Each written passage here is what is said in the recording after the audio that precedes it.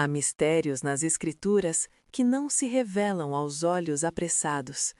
Verdades que aguardam, silenciosas, aqueles que têm coragem de mergulhar nas profundezas do sagrado.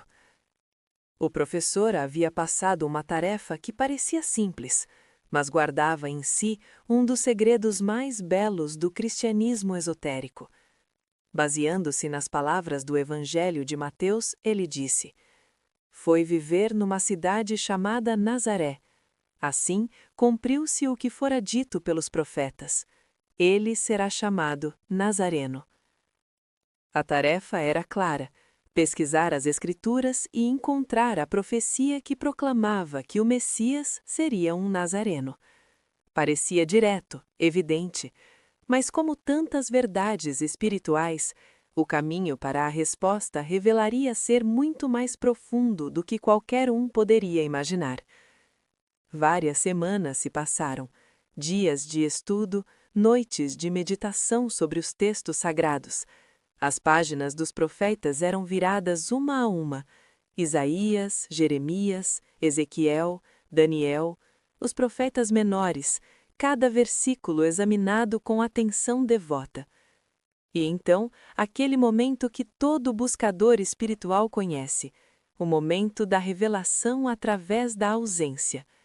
Quando o professor finalmente perguntou: "Você encontrou a profecia do Nazareno?" A resposta teve que ser honesta, humilde.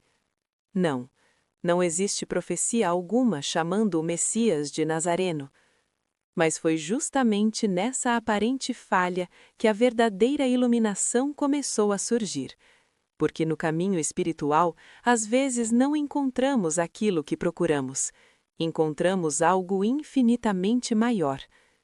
O professor sorriu, aquele sorriso de quem conhece os mistérios ocultos da fé, e revelou: "Você reparou que a passagem não diz o profeta, no singular, mas sim os profetas, no plural? A resposta não está em uma única voz, mas na harmonia coletiva, na sinfonia profética que atravessa os séculos." E então começou a verdadeira lição de esoterismo cristão. "O que dizem os profetas sobre o Messias?" perguntou o mestre. "Eles o chamam de ramo." Ramo, uma palavra simples que carrega universos de significado. Por que um ramo? Porque tudo no reino espiritual é simbólico. Cada palavra é uma porta para dimensões mais profundas da verdade.